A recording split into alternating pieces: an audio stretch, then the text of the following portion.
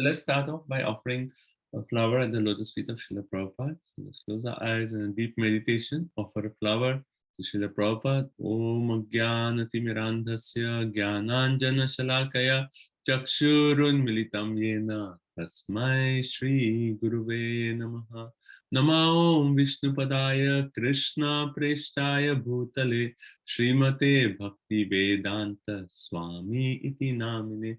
नमस्ते सारस्वती देवे गौरवाणी प्रचारिणे निर्विशेष शून्यवादी पाश्चात्य देशतारिणे श्री चैतन्य मनोभीष्टं स्थापितं येन भूतले स्वयं रूपा कदा मह्यं ददाति स्वपदान्तिकं वन्देऽहं श्रीगुरु श्रीयुतापदकमलं श्रीगुरुन् वैष्णवांश्च श्रीरूपं साग्रजातं सहगना रघुनाथान्वितं तं सजीवं साद्वैतं सावधूतं परिजना सहितं कृष्ण चैतन्य देवं श्री राधा कृष्ण पादान सगना ललिता श्री विशाखान्वितांश्च हे कृष्णा करुणा सिंधु दीनबंधु जगतपते गोपेशा गोपिका कांत राधा कांत नमोस्तुते तप्त कांचन गौरांगी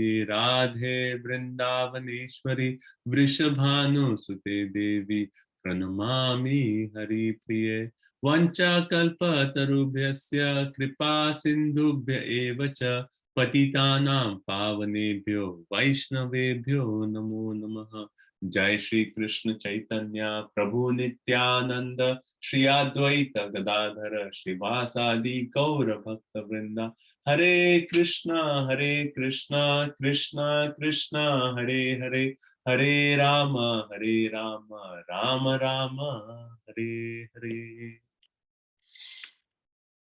सर्वशास्त्रादि पीयूष सर्ववैदिक सत्फल सर्व सिद्धांत रत्नाध्य सर्वलौकिक दृक्प्रदा सर्वभागवत प्राण श्रीमद्भागवतो प्रभु कलिद्वंतोदितादित्य श्री कृष्ण परिवर्तिता परमानंद पाठाय प्रेम वर्ष अक्षराय ते सर्वदा सर्वसेवाय श्री कृष्णाय नमोस्तुते।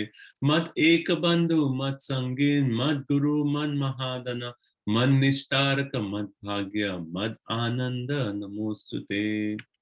असाधु साधु तादाइन अति नीचोच ताकरा हाना मुंचा कदातिन मा प्रेम रिक्कंथयो स्पुरः।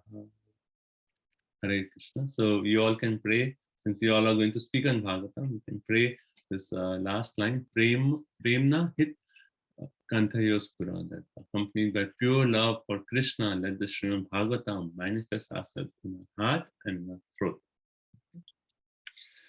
Om Namo Bhagavate Vasudevaya, Om Namo Bhagavate Vasudevaya, Om Namo Bhagavate Vasudevaya.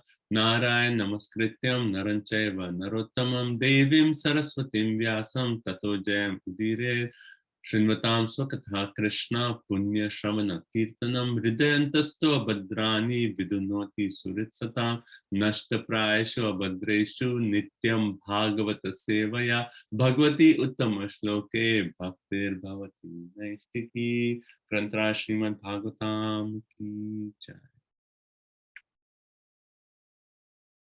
Okay, so again, welcome everyone. Thank you all so much for joining. So today's session is going to be, we're going to do a review from chapter 1 all the way to chapter 9. And so I want to congratulate all of you for covering this journey for the first module of the first 9 chapters of Bhagavatam.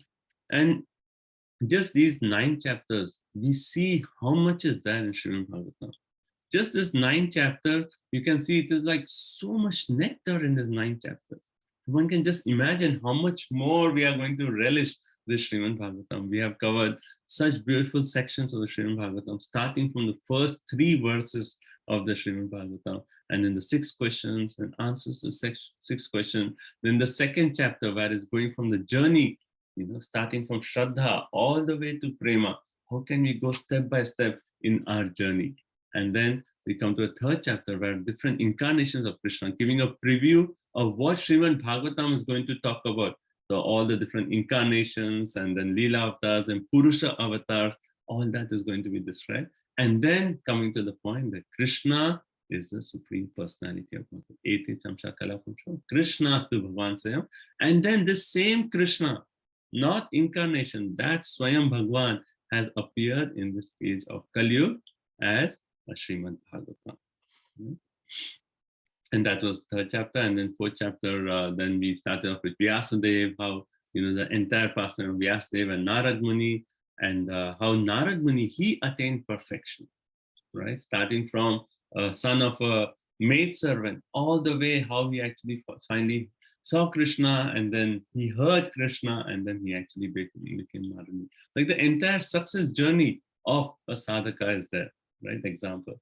And then also we read how Narad Muni, he chastised Vyasadeva. We read a lot about the relationship between guru and disciple, how the guru gives confidence, at the same time gives humility to his disciple, right? So all that section. And then coming further, sixth chapter again goes detail into Narad Muni's story. And then we came to the part where we actually read about the seventh chapter, talking about, we read that one important section about Vyasadeva meditation, right? And those verses are very, very important, crucial verses.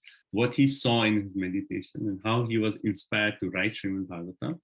And then we read also about Ashwatthama's pastime, right? That pastime was also very, very instructive. We actually understand what is actually forgiveness in that pastime, right? And how we can actually see every situation with the mood of empathy, right? And then eighth chapter is a favorite chapter for many people, where we actually go into prayers of Queen Kunti, right? And so relishable prayers. Like the whole definition of what is a problem just changes. Like what is a problem? Like people are like struggling with problems, but now why do problem occur? The entire definition actually changed through prayers of Queen Kunti and also Bhishma Stuti. Right? So again, eighth chapter, so much nectar, the real heart-pouring prayers of Kunti Maharani, and then coming to Bhishma Dev's prayers.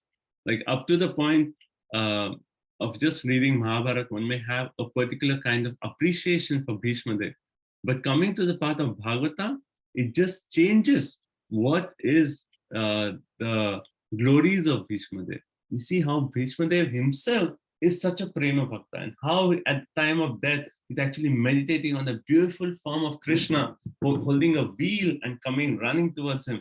And just like we read the point about the exchange between lover, he's running in such a way with so much love that even Arjun is stopping him, but the lover cannot stop to see his beloved. Like so much love, right? Prem narit, right? So that love is there infused in this room.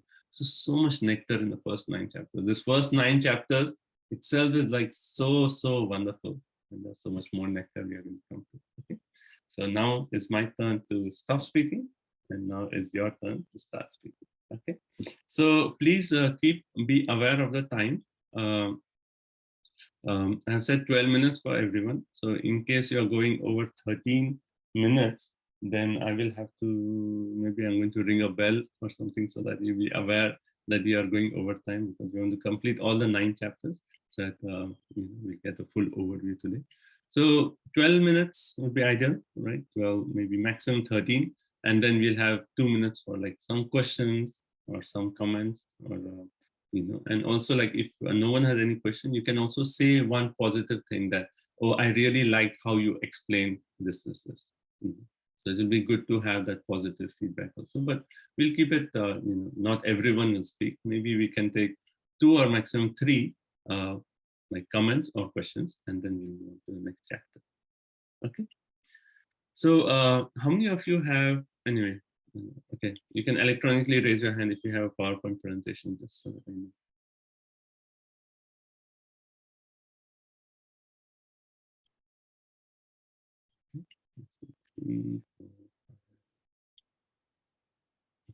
Okay, so I see. Okay, so many of them have PowerPoint presentation.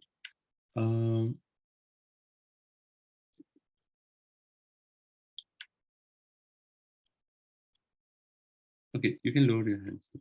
So most of them do.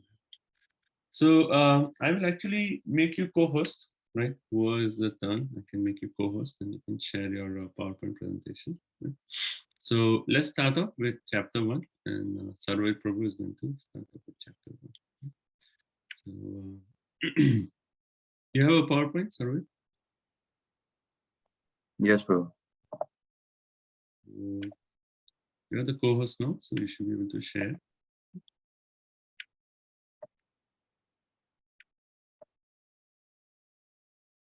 Okay, you ready, Prabhu? Start. Yeah.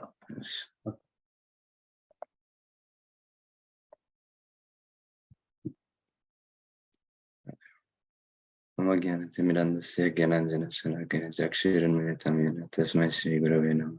Vanchakalpatarabhyasya kripasindhu pavane Vaishnavibhyo Namo. This is chapter 1, theme and flow presentation. Starting with the theme. So two main themes are there in the first chapter of Srimad Bhagavatam. The first main theme is to establish Srimad Bhagavatam as a king of all scriptures. And the second theme is to answer pertinent questions which are for the benefit of all humans in Kali Yuga. And the main reason for the first theme is that Srimad Bhagavatam is the king of all scriptures. The knowledge is of the highest value. So therefore, the first few verses in the chapter establish that Srimad Bhagavatam is of scriptural authority, so that people will take it seriously when reading it. So that's the first key point. And the second is because in Kali Yuga, stated in the first chapter many times, that people have tendencies to quarrel, to have short attention span, etc. And so because Kali Yuga is the most disturbed age, then Srimad Bhagavatam has all the answers to all the right questions. So that's why the sages ask the questions to Sutta Goswami in the first place, so that they can get the proper answers. So why are the themes important? So kind of reiterates what I talked about before, but the first theme gives Srimad Bhagavatam the ultimate scriptural authority as the highest of all the Vedic scriptures, because also Vyasadeva, the author, states in the 5th chapter that this is the highest knowledge that that can be written in his conversation, after his conversation with Sri Narad Muni. And as Vyasadeva is the author of all the Vedic scriptures, so if he says that Srimad Bhagavatam is the highest, then it has to be the highest. So that's what the first theme is presenting. The second point is that, like I said, Kali Yuga is the most disturbed age. So the answers to the 6 questions by the sages benefit those who are willing to accept the supreme knowledge in Kali Yuga, because it's very difficult to for those in Kali Yuga to go through the entire 4 Vedas and learn, because it's more than a lifetime worth of knowledge in that. And Srimad Bhagavatam takes the most important aspects of bhakti and presents it. And the third point also is that the way that these questions are set up in the first chapter, it sets up the themes for the next few chapters as well, and where it discusses about bhakti and also about Krishna's avatars and pastimes. So on to the flow of the first chapter. So I'll just recite the first 3 verses. I'm sure everybody knows the verses. Om Namo Bhagavate Vasudevaya Janmadhyasya Yaton Vayaditaratas Chatvesha Bhignaswarat Tene Brahma Hridaya Adikavaye Muyanti Yatsuraya Tejo varimridam yata vinimayo yatra trisargo mrisha damna svena sada nirasta kuhakam satyam param dhimahi. O my Lord Shri Krishna, son of Vasudeva, all pervading personality of Godhead, I offer my respectful obeisances unto you.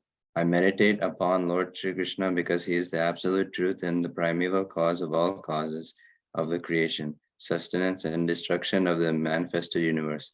He is directly and indirectly conscious of all manifestations, and he is independent because there is no other cause beyond him.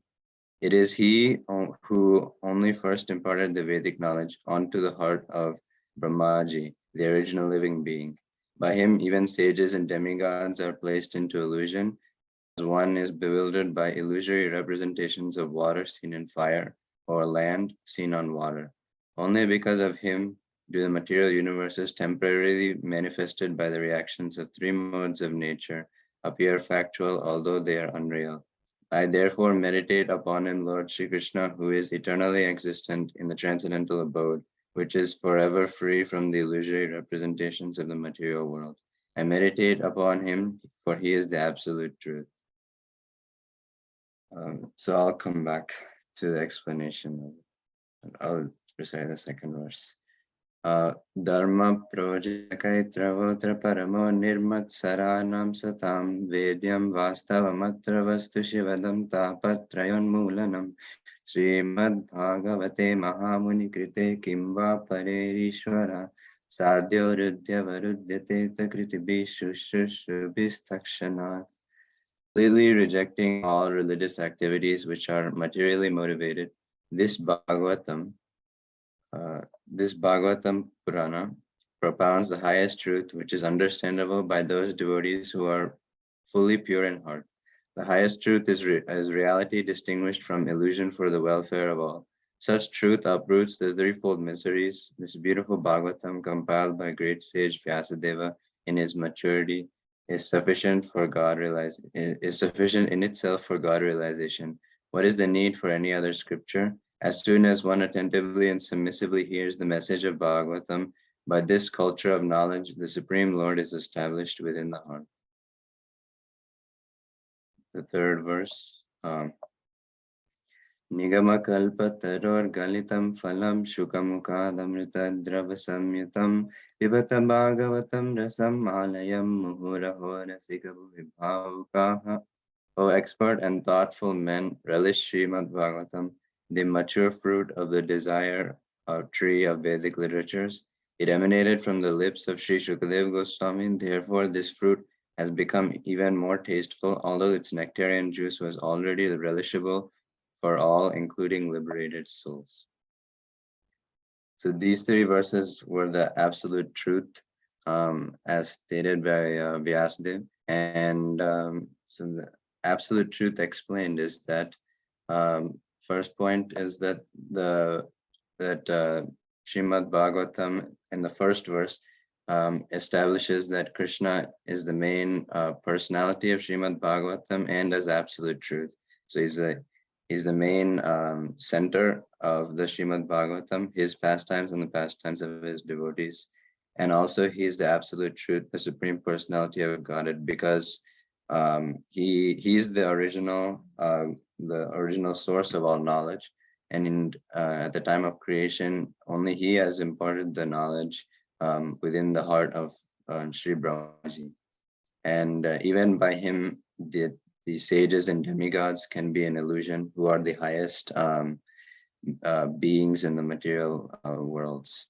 So therefore, this means that he is, of course, above the three modes of material nature, above all material activities, and he is the absolute truth and supreme controller. The second verse establishes Bhagavatam as the highest scripture, because the Srimad Bhagavatam goes beyond regular dharmic activities, and it teaches what is the supreme goal of life, what one should pursue in his life, and also it explains all of these all of the aspects of bhakti through live examples the personality of Supreme, live examples of devotees of the Supreme Personality of Godhead.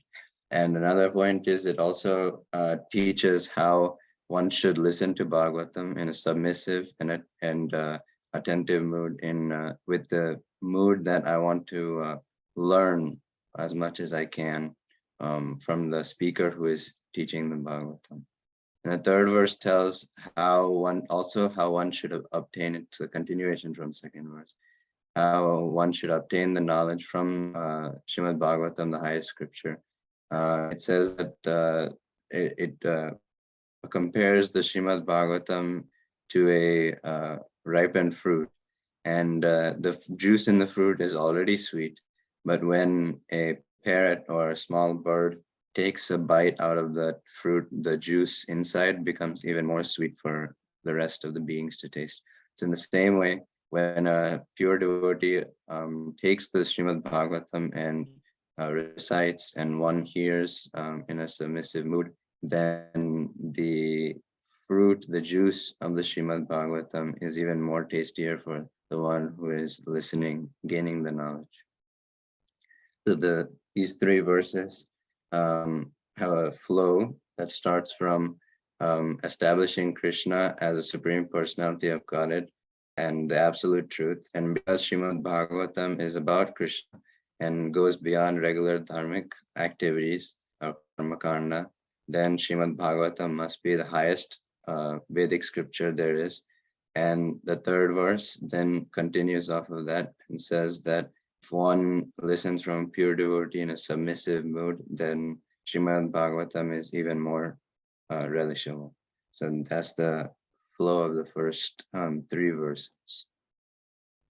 So the setting of the first chapter of Srimad Bhagavatam is in the forest of Naimisharanya. So the sages of Naimisharanya conduct a 1,000-year sacrifice for the well-being of all of the living entities in Kali Yuga, because Kali Yuga is the most disturbed age.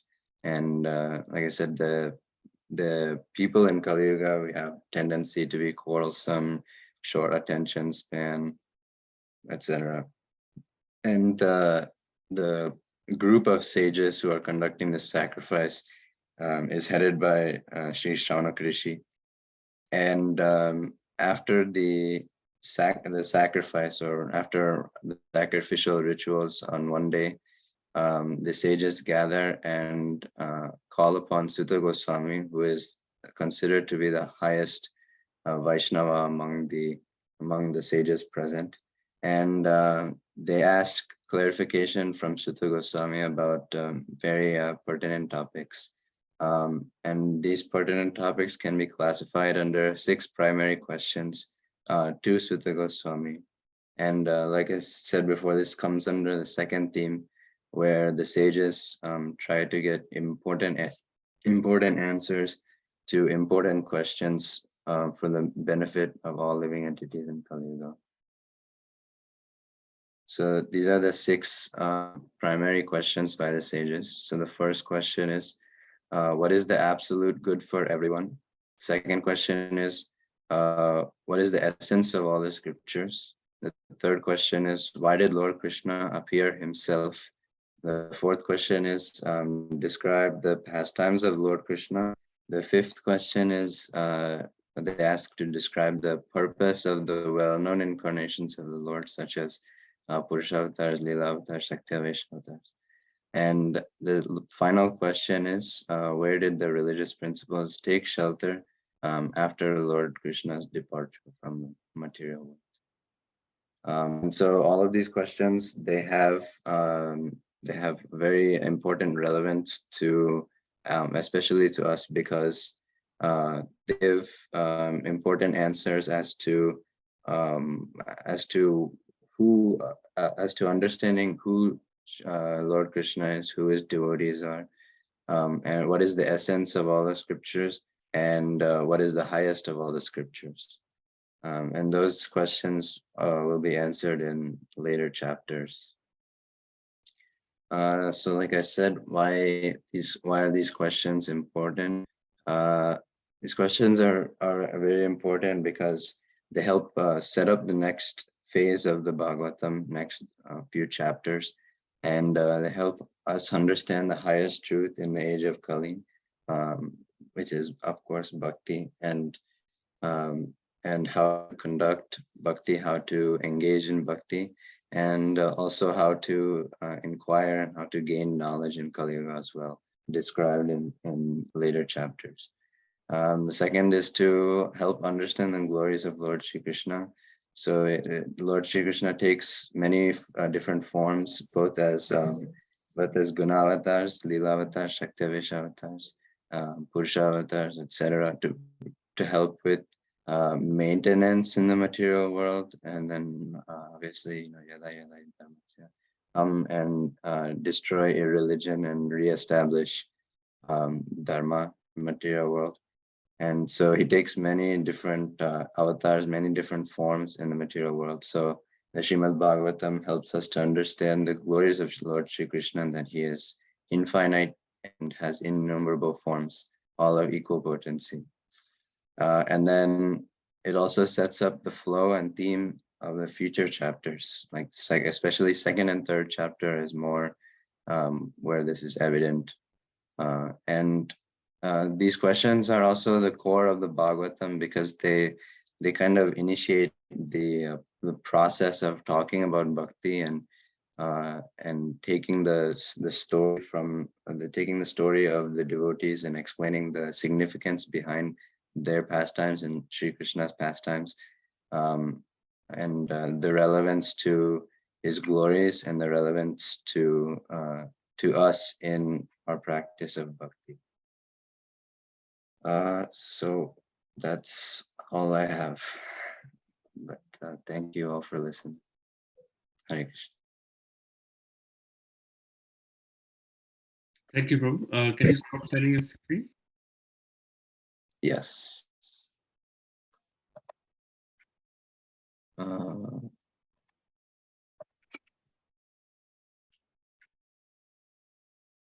Okay. Okay. Thank you so much. So that was very nice survey, Prabhu. Anyone has any comments quickly? Did you hear the bell that I rang, or was it too soft? No one heard? Okay. I think it was too soft. Okay. I think no questions, but I would like to congratulate Sarvit Prabhu for three things. One is he is the youngest one in the group. So second one, it's how wonderful to have him start setting the scene of the session. And third is he covered the entire chapter alone, which was amazing. Thank you very much, Prabhu. Thank you, Gopinathar, for this points. One more person would like to share anything? Rohinathan Prabhu, is that hand raised from before, or you have hand raised for this one? Oh yeah, it was from before, Prabhu. Sorry. Anyone, one more person would like to comment? Okay. Hare Krishna. Yes, Arundhati, go ahead. Yeah, Hare Krishna, Sarvit. So proud of you. Such a nice and amazing presentation. The flow is so good and very clear. Thank you so much. Hare Bol. Okay. Like one point I really liked is how he actually gave the flow between the chapters, the flow within the chapter, and the flow between the verses. So all three aspects were there, and that's really good. So even when we are giving a Bhagavatam class, we can remember, okay, why are we reading this verse? What is the particular context? And you can give quick overview of the chapters, then coming to within the chapter, and then coming to, oh, this is my verse right now, connection with the previous verse. Okay. So let's move on to chapter 2. So Gopinath Prabhu and Pratna Mataji. You're sharing the screen, Prabhu? Yes. It says host disable screenshot.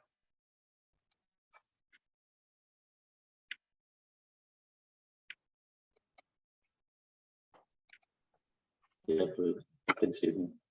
Okay. So both of you are co-hosts. Sure. Are you able to see my slides? Yes, Prabhu, we can see you.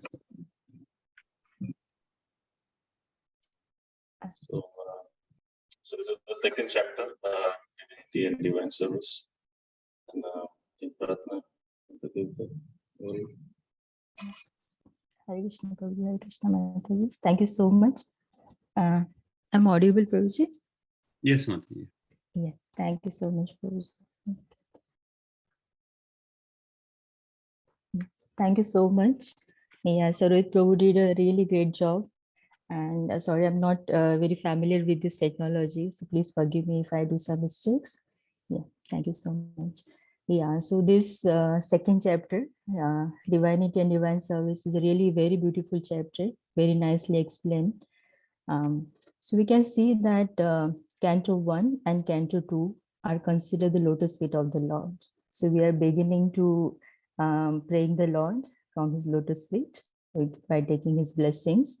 So in chapter 1, we see that the sages of Naimisharanya, they ask the 6 questions for the benefit for all humanity in the Kali Yuga, because as Prabhuji mentioned, this age of Kali Yuga is really all the disqualifications are there and very difficult to overcome, but by taking shelter of Bhagavata, we can definitely come out of this. So the questions were, what is the absolute and ultimate good for people in general? Then what is the essence of all the scriptures? And for what purpose the personality of Godhead appeared in the womb of Mother Devaki as the son of Vasudeva? And the acts the Lord performed in the relationship to creating the material world. So we can see in this second chapter, Suta Goswami, he tried to answer all the 3 questions, and the 4th question, he gave the glimpse of the answer in that.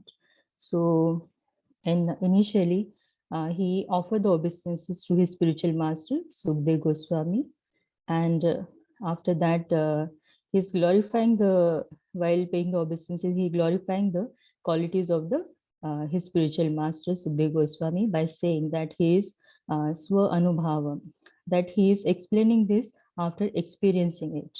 Then Karunya, that he has a lot of compassion for these souls.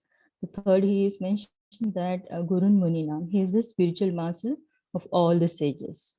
And then he is describing the qualities of Bhagavatam as well, that it is Akhila Shruti Saram Ekam. The essence of all the scripture is the Bhagavatam.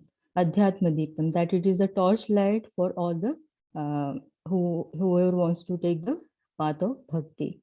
Sansari Nam Karuniyaha, that it is just because of the causeless mercy of the Lord that all the materialistics, they are able to come over these disqualifications. And then Guhyam, that these topics are confidential topics. So we can see the theme that initial, that in first theme, that Suta Goswami, he tries to offer the obeisances to that he is paying the obeisance to the Supreme Personality of Godhead, then to Nar Narayan Rishi, then Mother Saraswati, and then Vyasadeva. Then he tries to glorify the sage by saying that the questions are so befitting, because without those questions, it's difficult to give the answers also. The questions are really very perfect because they are really satisfying everyone, and it's perfect actually. Now we can see the theme too. It's like according to the question. So what is the goal? So that we can see that bhakti is the goal of everything, because as we can see, the bhakti is the goal of life. So all our occupational duties we should perform only for the pleasure of the Lord. So it will satisfy the Lord and it will automatically satisfy us also, because it is said that the human birth is very, very rare. And it's like 8.4 million species of life are there, and only 400,000 is the human species of life. So it is very comparatively to this ratio, it is very, very rare.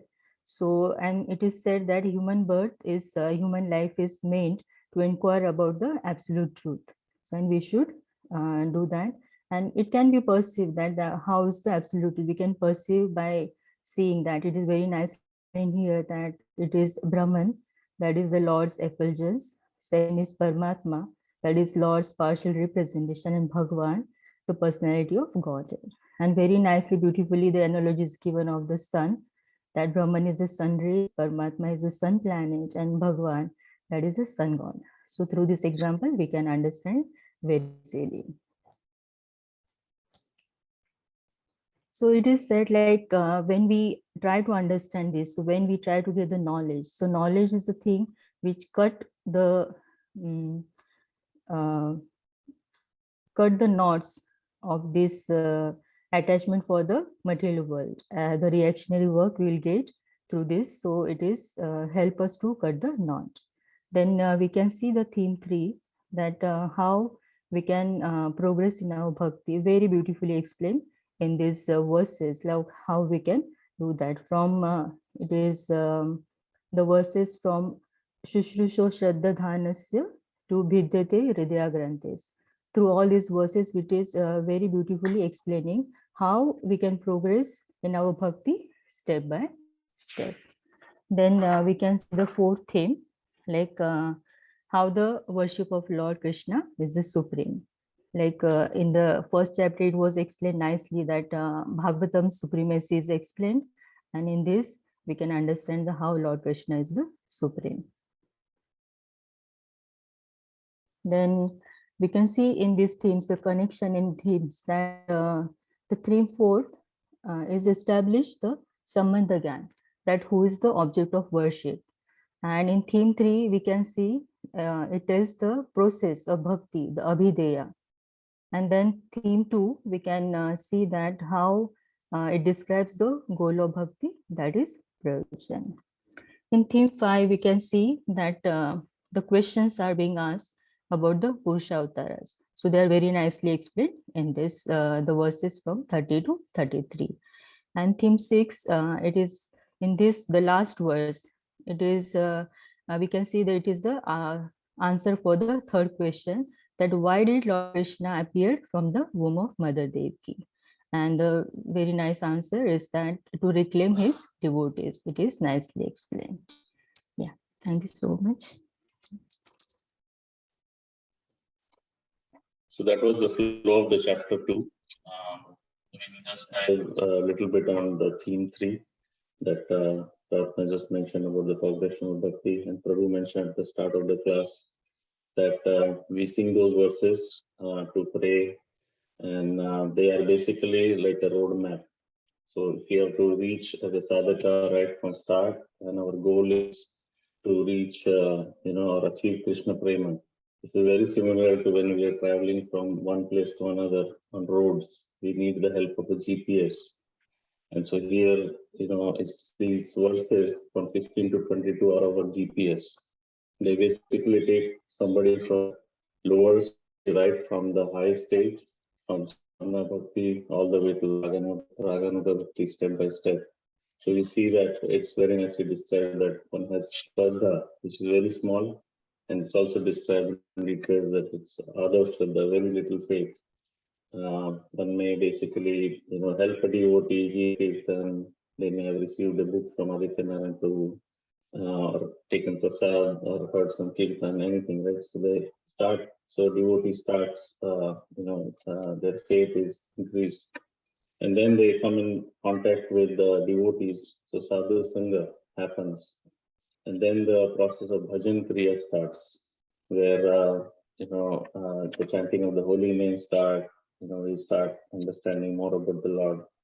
And through this bhakti process, anartha nivritti happens. Anartha nivritti, anartha is, the earth is basically, which is something meaningful. Anartha is, undesirable things that start to go away, which we have accumulated lifetime over lifetimes. So they start getting removed. And next is, after that happens, is the nishtha, which a devotee starts to establish or get steady in the bhakti.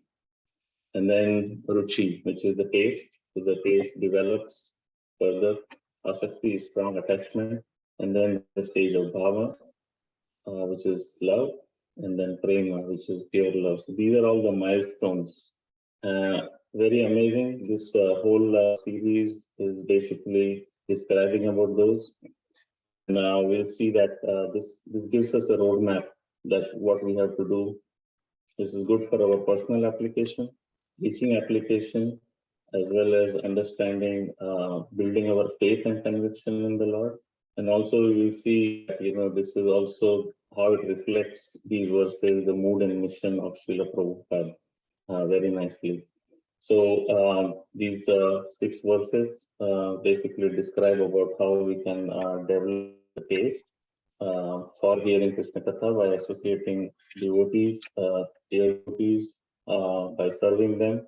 Once that happens, then we start hearing Krishna Katha, and as Super Soul cleanses, all the inauspicious things from the heart by regularly attending Bhagavatam classes. The steadiness in the bhakti starts to appear, and the lower modes they are replaced by modes of goodness, and then one attains this attainment of bliss and this Bhagavad Tattva Vijnana, understanding the positive science of Krishna consciousness, and all the thoughts from the heart, all the connections between spirit and matter starts to untie. We see that these verses are spoken by Srila Rupa Goswami in Nectar of Devotion, and also in Chaitanya Charitamrita. We see that Lord Chaitanya has described these very nicely to Sanatana Goswami. We have heard from Prabhu in earlier classes that Krishna Chakravarti Thakur describes 14 stages for these verses, expands the 9 to 14. And he also mentions that we can correlate these to Shikshashtakam. We start from Chetodarpan Marjana, which is basically starting leaving the mirror of our heart, and all the way to Ashlishya, Padvatam, Padratam, then Ashtamam. So all the way to that stage. We were talking about mood and mission. So we hear this Srila Prabhupada's Poro Kripa Koile Krishna. He also describes these verses in that Jala Gita. Typically going through these lessons, there are many. So these verses are treasure houses of all the jewels, but just a few here. So the first one is Srila Shuddha Goswami is teaching us by his own example that one should offer obeisances to Guru and previous acharyas before beginning any devotional endeavors, and that's what Prabhupada established in the temples. And we did that earlier in the session as well. The second one is this is the answer.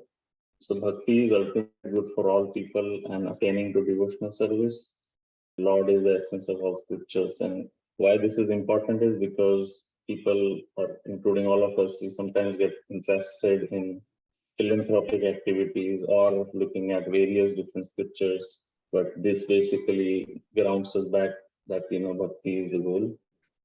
Purpose of our occupational duties is to please the Lord and not sense gratification. So it just brings us back every day in our life that what we are doing, what is the purpose of our life. So this basically, these verses or this chapter grounds us back. It also tells us that we talk about getting focused in devotional service, and so we can do that by hearing, glorifying, remembering, and worshipping specifically. And how to do that is by serving the devotee Bhagavata and the book Bhagavata. People in general have material desires. This also establishes about demigod worship versus worship of Lord Krishna. And it also shows the nature of the Lord, that he is more anxious to take us back in the last verse. So his purpose is to appear, is to reclaim the souls. Thank you very much. Hare Krishna.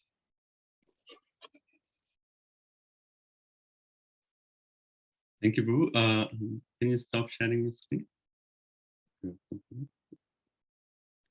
So wonderful presentation. Thank you so much, Prabhuji and Mataji. It was very, very nice. So let's hear comments from others. Krishna Prabhuji. I really love the GPS roadmap and the way from Shraddha to Prema. It is wonderfully represented. Thank you so much, Prabhuji. Mention it's Guru Pada Seva, GPS. With the mercy of the Guru, we can serve the Guru. GPS standing for Guru Pad Ashraya. Very nice, Prabhu. Thank you. Anyone else? So we have Domi saying such a beautiful presentation. Mataji and Prabhuji. Okay. One more person? Prabhu, I was thinking, is it possible that Prabhu, Mataji, can Prabhu can share this, with everybody? So, we can print out and put it in front where I pin it, it will be helpful. Thank you, Prabhu. It's so sweet. And Mataji was also very sweet, Prabhu. We never hear her speak. Now we are already seeing like who is now going to give Bhagavatam classes and Sunday Bhagavatam classes. stops. Yep. Yes, Sunday stops. Shriradhimati, I just saw someone unmute. Sorry, I didn't know. I was just going to say, apart from the flow, the real life applications and key takeaways were really said well, how to take this and apply in our life. Thank you. So wonderful. Thank you. Thank you, Prabhuji Amati. Excellent presentation. So key points I noticed, the flowcharts, the slides were very, very nicely prepared, really attractive. And you got that, the GPS roadmap and even starting how you made the themes, the different flow of the chapter. It was very, very nicely presented. Then also the focus I really liked, like how Mataji was saying, like focus on important qualities of the guru, how we actually, he started off by offering obeisances to Suta Goswami and glorifying his qualities. So that was a nice point. And also how Mataji related to the themes in terms of Sambandha Abhideya Prayojana, right? That was also very nicely presented. And I liked how Mataji started off with just like the mood of the entire thing, that first and second canto is actually worshipping the lotus feet of the Lord. They actually represent the lotus feet. So that also really brought up a nice point. And Prabhuji, like the theme, how you explained the stages of bhakti, was very nice. The map was very wonderful. And also the other points, like how Chakravarti Parliament 14, Shastastakam, and relating to Prabhupada's mood and mission. That was very crucial. And we did that so beautifully. And then key learnings were very, very nicely done. So thank you to both Prabhu and Mataji. Very wonderful presentation. Hare Krishna. You both can teach Bhakti Vaibhav. Hare Krishna. Okay, so let's go to chapter 3. So that's Mohan and Prabhu and Lavan. You have a PowerPoint? Hare Krishna, Prabhuji. I will just show that universal form picture, Prabhuji. Make you co-host.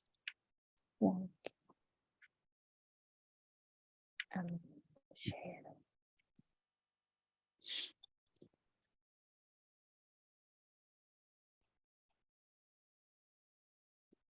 Are you able to share your screen?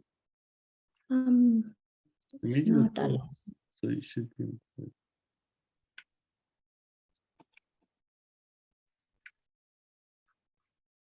I don't know, Daddy. It's not allowing us, Prabhu. You co-host. It should be fine. I think this MacBook is not allowing. Some settings are blocked, I guess, Prabhu. Could you send it to me somehow?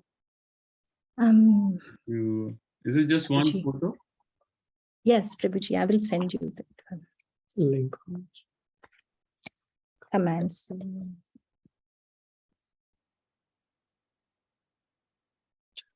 How are you sending it to me? In the chat box, Prabhu.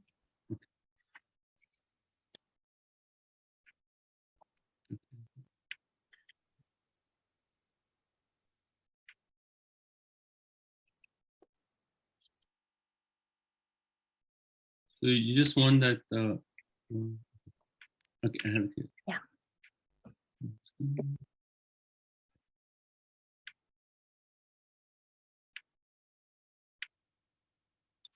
So let me know which image you want. You want the first one? Yes, Prabhuji. This one? First, second one. I think second one. Okay. Yeah? Yes, Prabhuji. Yeah. Om Ajnanate Mirandasya Dhananjana Shalaka Chakshurameltamena Tasmashekurbin Mahom Namo Vishnu Padaya Krishna Krishna Adveshimate Hare Krishna Das Krishna.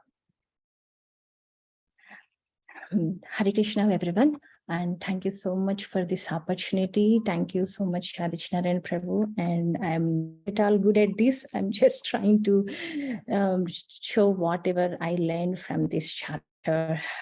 So please forgive me if I make any mistakes. Yeah. So in this third chapter, we have, in the first two chapters, we have 6 questions. So in this third chapter, we are going to answer why did Lord Krishna appear in the womb of Devaki, and what are the Purusha Avataras, what are the Leela Avataras, and also where is the religious principles took shelter after Krishna left to his abode. So we are trying to answer, we will get answers to those 4 questions in this third chapter. And this chapter is divided into 3 parts. One is the Purusha Avataras, Leela Avataras, and then glories of Srimad Bhagavatam and this, and then how we need to hear Srimad Bhagavatam, where does the religious principles took shelter after Krishna left. So this is the how it's divided. And so Purusha, first part is the Purusha Avataras. So we all living entities, we are because of Ahankara, we want to enjoy without Krishna. So whenever that desire comes, Krishna thinks about it, and then he trying to create the material creation. Whenever he desires to do that, he will create Mahatattva in the corner of the spiritual world. It is like 1/4 part of the spiritual world. Then he creates Mahatattva, and then he becomes Karnodaksha Vishnu, and then he glances and creates material universes in it. So this is where on the top he will see Krishna. He's a Karnodaksha Vishnu. Yeah. Yeah. He is like it's okay, Prabhu. Yeah, he's like in Mahatattva, he enters as a, he himself manifests as a Karunadaksha Vishnu, and then he creates material universes through his breathing, and then he creates 16 material elements to maintain that universe. 16 material elements here in this chapter mentioned are like 5 working senses and 5 senses, acquiring knowledge senses, and then earth, water, fire, ether, and then mind. So all these 16 elements he creates, and then through his breathing process, he creates material universes, and then he manifests himself as Garbhodaksha Vishnu and enters into that universe. And then after entering there, it is all empty. So he doesn't have any place to sit or do anything. So he fills that half of that universe with his sweat, and then he lies down on the Ananda Shesha there. Yeah. And then he, so if you look at that, and then from his Garbha, the lotus stem comes, and then Brahma resides in there. And then after that, Brahma, he couldn't see anything. So he comes down the lotus stem, he couldn't find anything. He hears only tapa words. Then he meditates on it, and then he can see he offers prayers to Garbhodaksha Vishnu and requests him to stay on his Brahmaloka. Then Garbhodaksha Vishnu stays there, and then from Brahma comes Lord Shiva from his mind, or from his anger. I think from his anger, yeah, comes Lord Shiva, and then he himself manifests himself into Kshirodaksha Vishnu and maintains that universe. And all other planets, or these spiritual, all these planets like Bhuloka, Patala, all those are on the stem of that lotus stem, 7 down and 7 up of the Bhuloka. And Kshirodaksha Vishnu maintains that universe. And whenever, so some of the living souls like us, they, after many births and deaths, they may reach God, or some of them, they don't care about God. And then when the Mahatattva is like annihilated, they go back again, Krishna. So they go back again. And then whenever Krishna feels like that, then he creates universes again, then they will come back to this universe. So we Prabhu explained all those very beautifully. So much knowledge is there. Yeah, that is the one. And then Virat Rupa. So some of the neophyte devotees, they don't understand God, because they want to see everything, whatever they see, they believe that. If I don't see God, I don't believe in God. So for them, to make them believe in the God, there is a Virat form, universal form.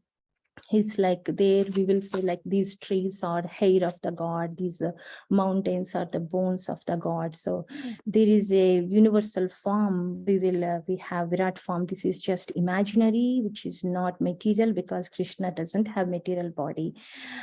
Same like us, we have body, but we are spiritual soul. So same like that, Krishna doesn't have any material body. So that's all just imaginary, to just make them, those people, at least start the God consciousness for them. So there is a Virat form. He explains, Sutta Goswami explains all these, and then he starts the Leela. So these are the only three Purusha avatars: Garbhodaksha Vishnu, Karnodaksha Vishnu, Kshirodaksha Vishnu. These are the only three Purusha avatars.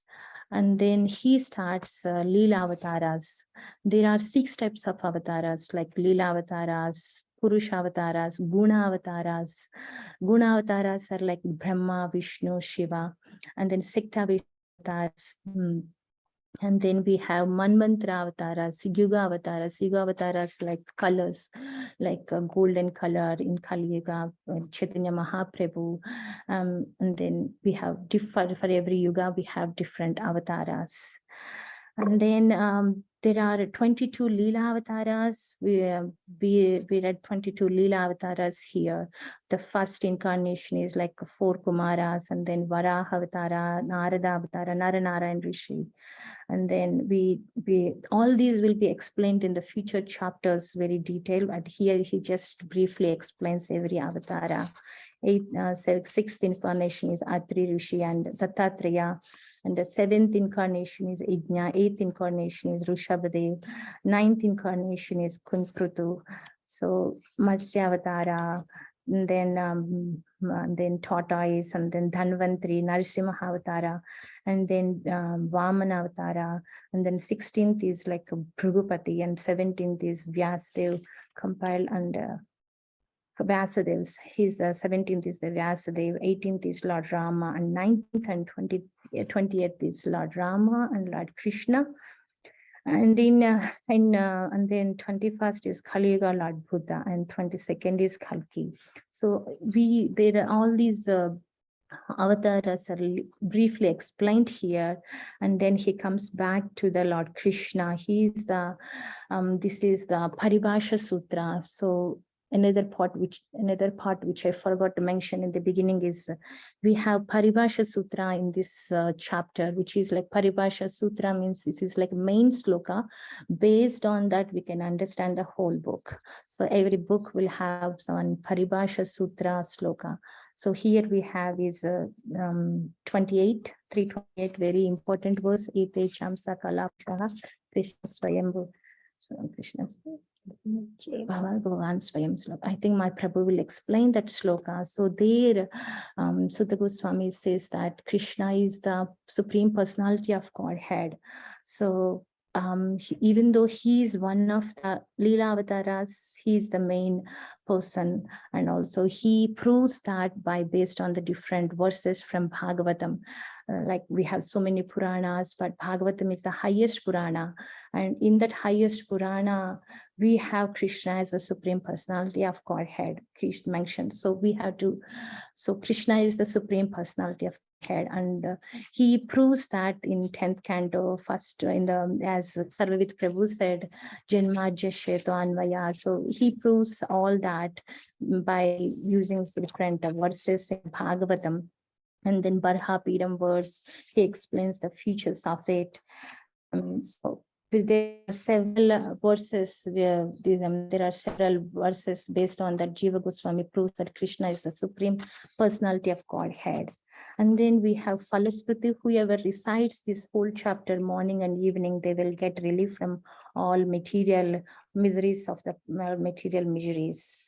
And then here, so those are the two questions answered here. What are the Purusha avatars? What are the Leela avatars? And then why did Krishna born to the womb of Devaki and Vasudeva? Just to give relief, just to protect the devotees and annihilate miscreants. So he just born that. That is the main sloka also explains that.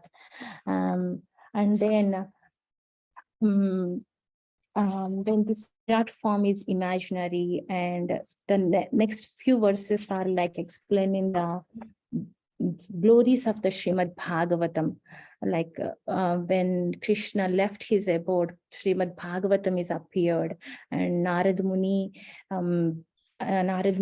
helps Vyasadeva and makes him to write Srimad Bhagavatam, and then Vyasadeva gives to Sukadeva Goswami, and Sukadeva Goswami is giving to Parikshit Maharaj. When Sukadeva Goswami is reciting to Parikshit Maharaj, Suta Goswami hears it, and Suta Goswami says that whatever he heard in that assembly, he will try to tell that to all the sages assembled in the Naimisharanya. So he tells all that, and then he says how we should. So even though we can see God directly, whenever we have to anoint our eyes with the devotional service, then only we can see God. He explains all that. And the last thing I liked is like we have to hear that with the rapt attention. That is the thing. Then only we can understand that no one can give the rapt attention who is not pure in mind. No one can be pure in mind who is not pure in action. No one can be pure in action who is not pure in eating, sleeping, fearing, and mating. I really like this point. So we should hear Srimad Bhagavatam with the pure rapt attention and pure in mind. That's it. Hare Krishna. Thank you, Mati. Thank you so much. It was a beautiful explanation.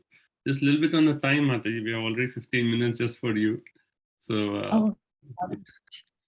okay. So, Prabhu, you can do it. Yeah. Hare Krishna, Prabhuji. Vanchakalpatarabhyasakra.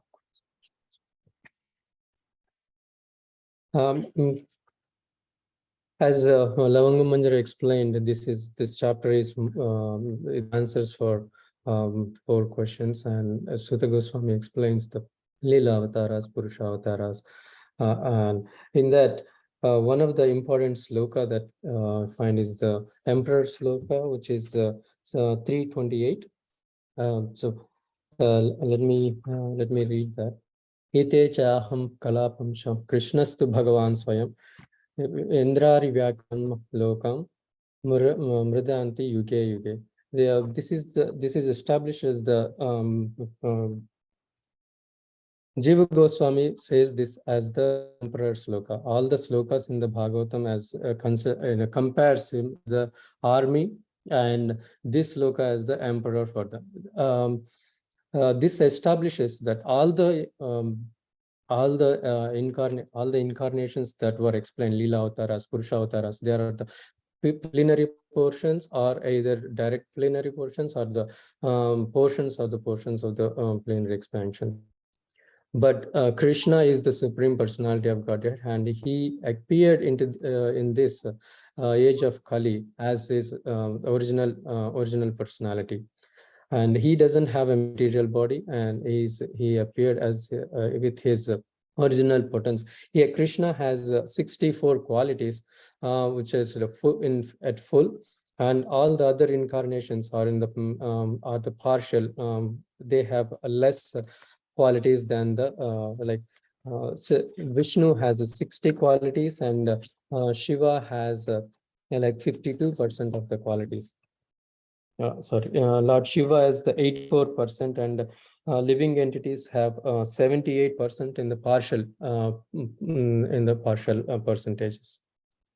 And the important, like Lavanga explained, this has every book has a Paribasha Sutra, which is the basis for that book, and usually that is established in the beginning of the chapter, beginning of the book. And just like this one, Chaitanya Charitamrita also has emperor verse, and all other Nectar of Devotion has the emperor verse. There, Jiva Goswami in this one, in this one explains, like, you know, he compares, he establishes, you know, he contemplates. It did not accept just Sukadeva Goswami said that this is an important Krishna's the Bhagavan Swayam, but he actually proves for our purpose that based on the chapter 1 and other chapters, he explains nicely that the Krishna is the Supreme Personality of Godhead. And to go through the meaning of this emperor verse, you know, Ete means in all these incarnations are plenary portions, or portions of the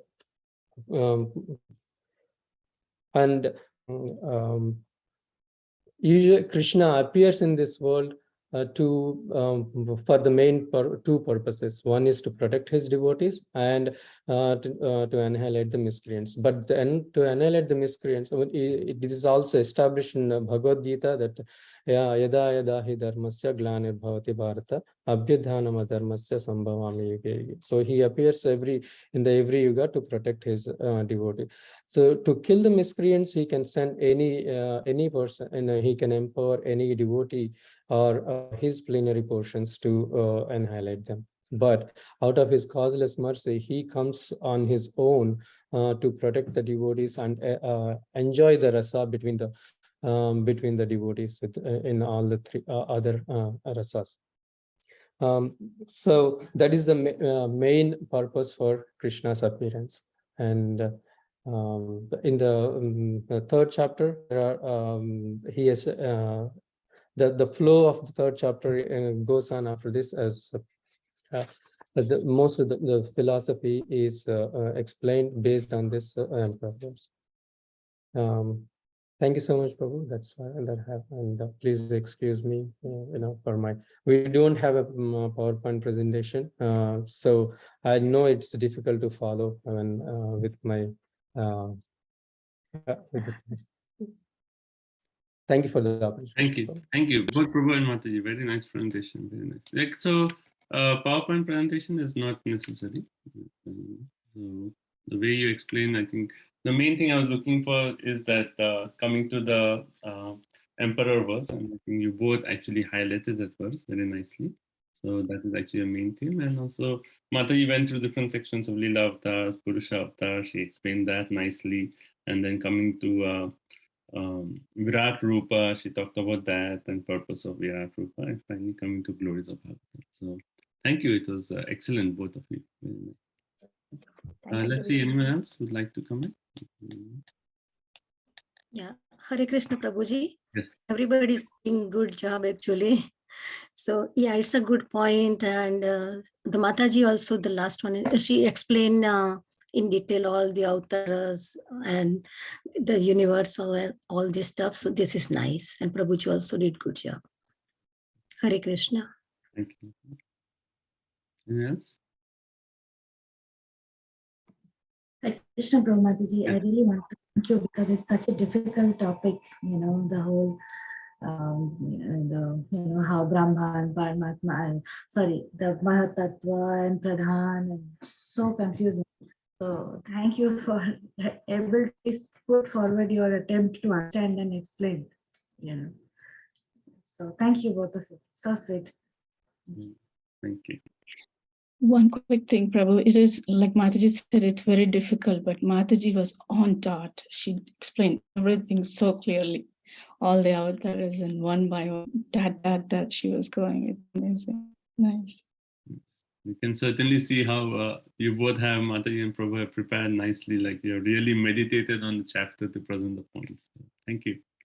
Okay, so wonderful. Thank you so much. So we'll move on to chapter number 4. So who is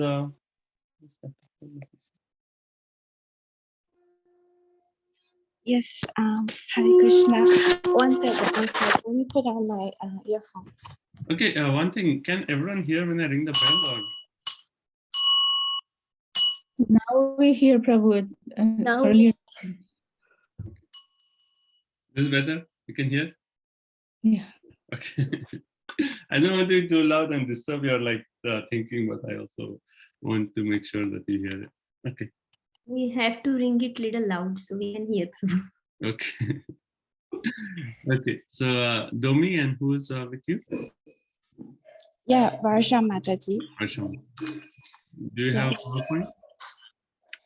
Prabhu, I don't have PowerPoint, but I pretty much, if it's okay with everyone, I pretty much use the similar flow that from the Bhagavata Subodhini. If you could open that up and I have some filled in notes on top of that. If you could open that page to 45.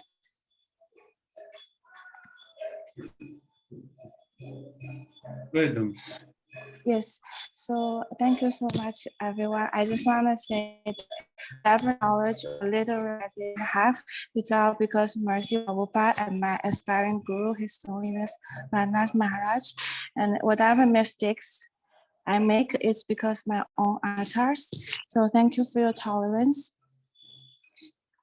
and forgiveness first. Namo Vishnu Padaya Krishna Prasthaya Bhutale Srimati Bhaktivedanta Swami Iti Namah. Namo Vishnu Padaya Krishna Prasthaya Bhutale Srimati Raghunath Swami Iti Namah. Namaste Saraswati Devi Gauravani Pujarini Niveshesha Sunyamati Prastacha Prasta. Okay, so chapter 4 is a very sweet and short chapter. So in terms of the flow, I pretty much used a similar form as Gauranga Darshan Prabhu used, but I have some notes on top of that. So the flow is very simple. From first text to 13 text, just additional questions from Shanaka Rishi to Sutta Goswami, and then from 1425 about Vyasadeva's compassion to the fallen soul, and then he divided Vedas into 4, and then 26 to 30 shows Vyasadeva's dissatisfaction and contemplation on what he can do more for the fallen souls. Lastly, the last 2 verses shows how Vyasadeva greeted Narada Muni's appearance. So first, 1 to 2 shows that Shanaka Rishi congratulated Sutta Goswami for his sincere desire to present Srimad Bhagavatam as it is. And then there's 3 qualities of a qualified congratulator. Briefly, just the congratulator should be the leader of the house and learned elderly man. And then for the question 3, when it comes to text 3, it shows that questions about the history of the Bhagavatam, specifically 4 questions: time, place, why, and who did Vyasadeva get the inspiration from to compile the Bhagavatam. Moving on to text 4 to 8, it shows the qualities and questions about Shukadeva Goswami, and there were 5 qualities. To mention one of them is Shukadeva Goswami was equal balanced, modest, and he is transcendental to mundane material activities. And among the 4 to 8 texts, I just want to mention that specifically in text 5, it shows that how exalted and learned position Shukadeva Goswami is, that he could have transcendental vision and he could look beyond the sex relations, that he could see naked young women bathing. Yeah. Moving on to text 9 to 12, it shows the questions about Pariksha Maharaj, specifically about his birth, activities, and renunciation. In terms of activities, King Pariksha was a very pious king, and he made the Pandu dynasty very prosperous. But beyond all that, he chose to renounce everything, including his life, to spirituality, to sit on the banks of Ganges, and to willing to fast until death. So they were asking, how could he do that? Moving on to text from 19 to 23, and text 14 to 18, that Vyasa saw the abnormal and degraded qualities of people of Kali. And then 14 shows that Sutta Goswami's birth and his meditation and vision of Kali Yoga. 17 and 18 shows the qualities of people that in Kali, how degraded they are. Then Vyasadeva, out of compassion and kind heart, he divides the Veda into 4 and passes the Vedas into his disciples, grand disciples, great-grand disciples. Moving on to text 24 and 25, he compiled Mahabharata specifically for people who are less intelligent, including women, Shudras, and people who are twice born.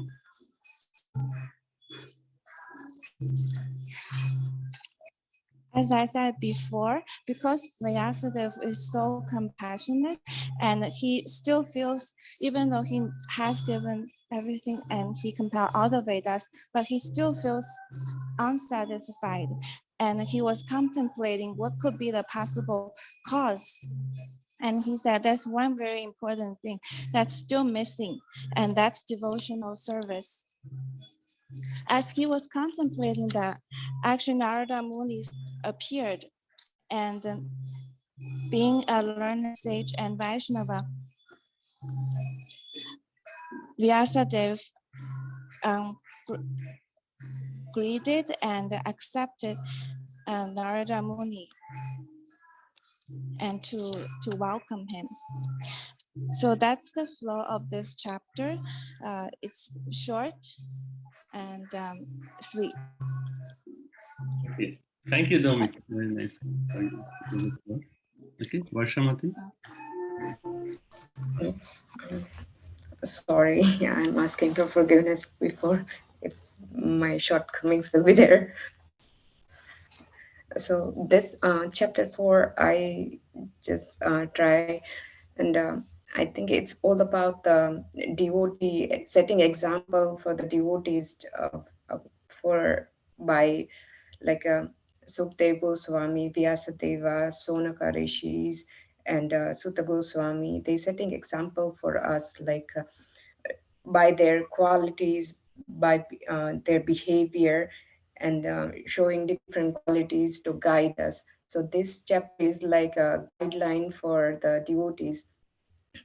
So in this one, like it started with the Shonaka Rishis, how they the qualities of Shonaka Rishi is shown in there, like how one supposed to explain about the philosophy or religious, or how one should speak, with which qualities should be there, like he should be elder, head of the assembly, and he should be learned, and the qualities of the leader in the assembly. And then how Sutta Goswami reciprocating the Shonaka Rishi by like glorifying for their questions. And we should learn from the Shonaka and Shonaka Rishi and the other Rishi gathered there to how our eagerness should be there to hear about the Bhagavatam, as they are asking about the history of the Bhagavatam. They asked those questions to the Sutta Goswami, and then Sutta Goswami started explaining it, and it's going like very nicely in the flow by explaining the history of Shukadev Goswami. Then he's explaining about the Parikshit Maharaj's activity, like his birth and his activities. And then he moved on to the Vyasadeva, how he sees the anomalies in the Kaliuga people, and being so compassionate, he divided the Vedas. And then Narada Muni is appearing to guide the Vyasadeva. So there in all of this, it shows the compassion for the other people. Those devotees are like setting the example how we should be the compassion. And Sukadeva, Shonaka rishis, they setting example how we should ask the questions. And Parikshit Maharaj is setting example like how we should be renounced. And Shonaka Rishi, Sukadeva Goswami, he's setting example like how we should behave. Like main text 8 shows that sago godo dohana matrahi griheshu griha medina avekshate mahabhagas tirthi kurvam tad ashramam. That it shows he just staying for little time when grihastha do the milking of the cow, only that time. But he's by that way also he's blessing the other devotee. It's like a preaching, you just they giving the association to elevate the other devotees, like that. And in text 12 also, for Parikshit Maharaj, he's Sonaka Rishis, they ask why he's leaving his body as he is that elevated devotee. So he should be present and helping other. But there Parikshit Maharaj is setting the example of renunciation. And same way, like Sonaka Rishi is setting example, like asking questions about Parikshit Maharaj, that when he born, where his activities were, and how he behaved, and all kind of the questions they ask to set the example for us. So here's my takeaway is that there is 4 points like in this chapter is described is the qualities we should imbibe from those Mahabhagavatas and from the Bhagavatams, and we should ask right questions, and how our behavior should be to help other. And yeah, and fourth one is the main point is the compassion, like how I'm very amazed in this chapter that devotees appearing to help the others by being so compassionate, like Narada Muni appearing, then Vyasadeva is like feeling that help, or like he's not satisfied and he's contemplating. And then Sukadeva Goswami appearing when Parikshit Maharaj is like at the end of the time he needs the help. And then Sutta Goswami appearing in front of the Sonaka Rishis when they are so eager to know about the. And yeah, that is like in this chapter I see that flow, like it's getting better and better and better by one example of like Shonaka Rishis, and then Sutta Goswamis, and then Sukadev Goswami, then Parikshit Maharaj, Vyasadeva, and at the end Narada Muni appearing. And yeah, that's my take from this chapter. So it's all Wonderful. about the examples. Very nice.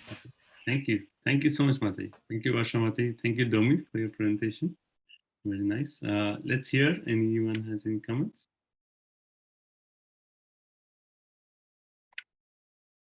I just want to say it's very nicely explained. All the points looks like you captured very nice. All the examples of all the devotees. So, thank you. Thank you, Mati. It's a nice explanation.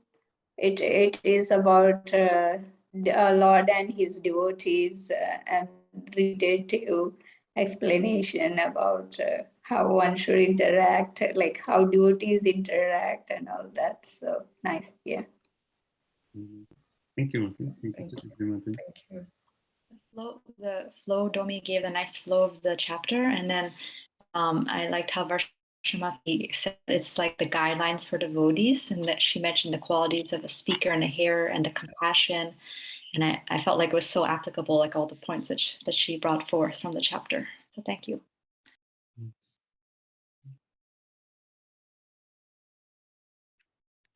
So we have some appreciations on the chat also. So please, devotees can also read them. Okay. So thank you all so much. So I think we'll do one more and then we'll take a break, if that's okay, right? The points I would like to say for Domi and Varsha Mataji is Domi very nicely, she gave the flow of the entire going section from section, and the connection between the section, which she explained was very nice. Varsha Mataji, I really liked that how I was thinking that what would be the main theme that you would select for this chapter? Like, chapter 3, it is evident that Ete Chamshakalam Shrim, that is the main theme. Then chapter 2, one would select, we can kind of pray. But chapter 4, I wasn't sure. And I really liked how you actually went, beyond just reading the flow, you actually went a step beyond to see that what are the qualities of these interactions between the different devotees, And it's really nice to see how they are interacting and how we can actually learn from those interactions. So very nicely, and you brought out the theme of compassion again and again, and we see that in all these different examples. Sukdev Goswami, Parikshit Maharaj, then we see Vyasadeva, Narad Muni, Sonakrishi, Sutta Goswami, again and again the same theme, and it's so nice you brought that up. So thank you so much. So we'll move on to chapter 5. We'll do one more and then we'll take a break. So this is Mantrini Mataji and Kaushalya Mataji. Okay. So please do read the chat box also. We have nice appreciations coming on the chat also. Mantri Mataji and Kaushalya Mataji, do you have a presentation? Yes, Prabhu. Okay.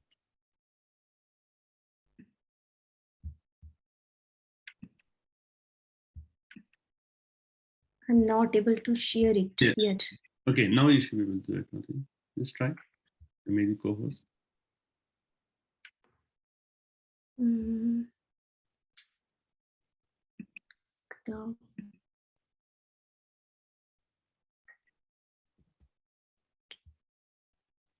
You are the co-host now, so you should be able to share.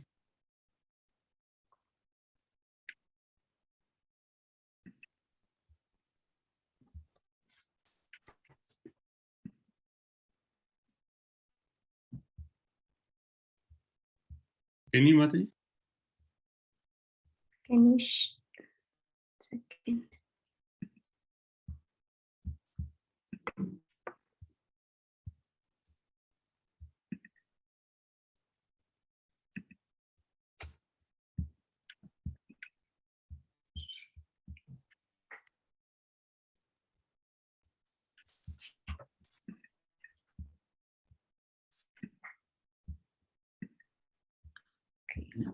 Not able to share, Prabhu. Can I send you the presentation? Yeah, sure. Quickly? Can you see the screen now? No. Did it work? No. Okay. I could try making you host and I can withdraw the permission, but please don't log out, because if you log out, everyone will be kicked out. No, I will not log out. Though.